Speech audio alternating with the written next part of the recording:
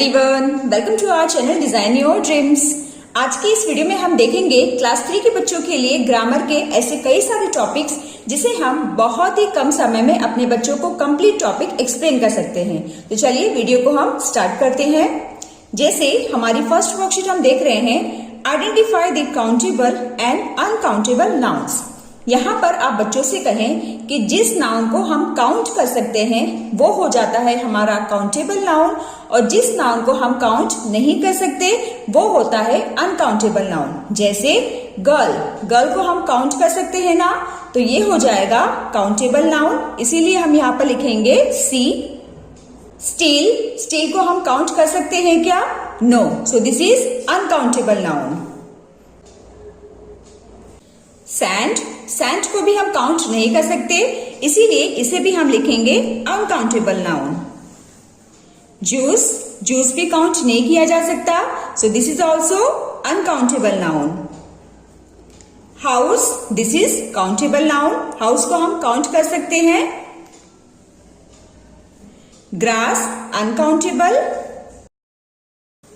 Chair, chair को हम count कर सकते हैं ना, सो this is countable.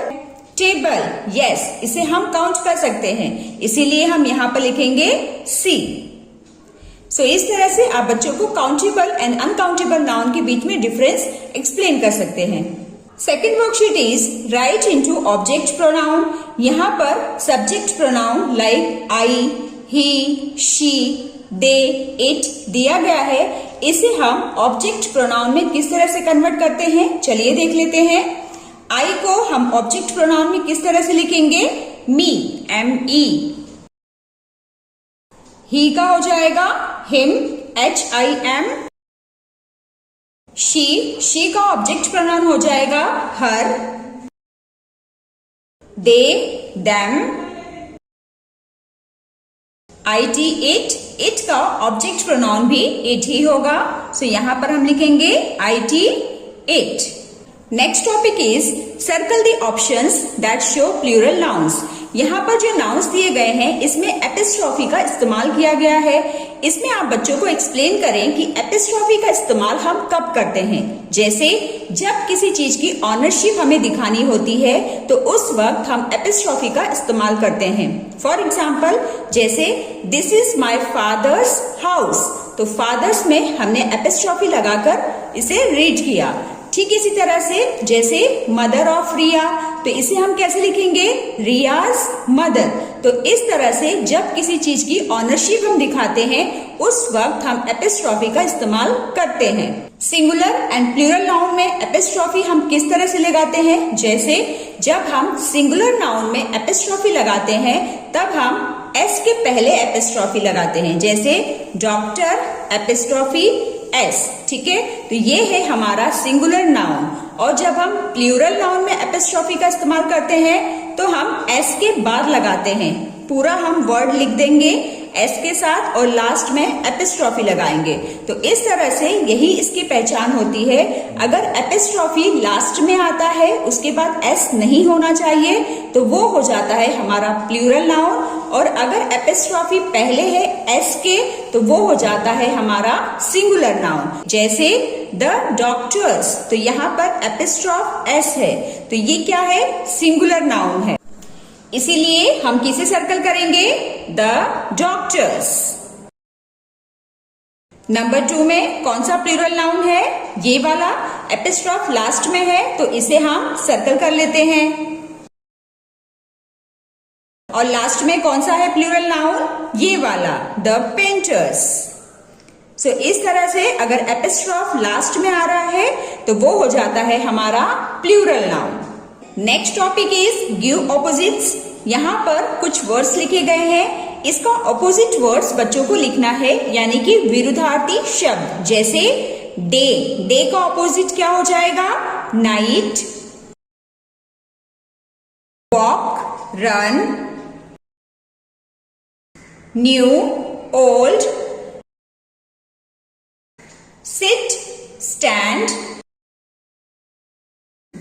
Back, front, like this. Next topic is take the correct option.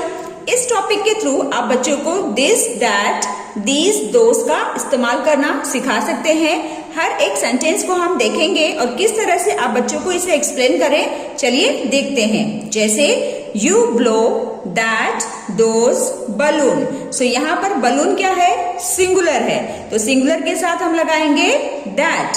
You blow that balloon. Second is those that clouds are grey in colour. सो यहाँ पर clouds plural में लिखा गया है, सो क्लाउड्स के लिए हम इस्तेमाल करेंगे those clouds are grey in colour. Number 3, those that mangoes are ripe. So here mangoes in plural, so what we will choose, those mangoes are ripe. Number 4 is this और दीज वेजिटेबल्स आर फ्रेश। तो यहाँ पर एक से ज्यादा vegetables हैं, so what we will choose, these vegetables are fresh. Number 5, that those car is new. Here car is singular, so what we will choose, that car is new. Okay, next topic is circle the words that remain the same in their plural form. यहाँ पर जो भी words हम देख रहे हैं, इसमें उन वर्ड्स को बच्चों को सर्कल करना है जो सिंगुलर एंड प्लूरल दोनों में सेम होता है, उनके स्पेलिंग में कोई भी चेंजेस नहीं आती। तो वो कौन कौन से वर्ड है, जैसे डियर,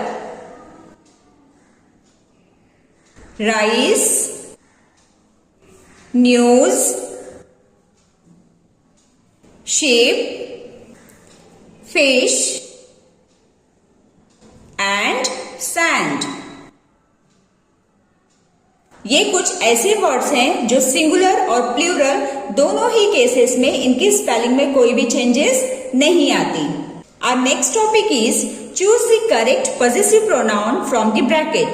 यहाँ पर ब्रैकेट में कुछ पॉजिटिव प्रोनाउन यानी अधिकारवाचक सर्वनाम दिया गया है, जैसे hers, his, mine, yours, ours, theirs।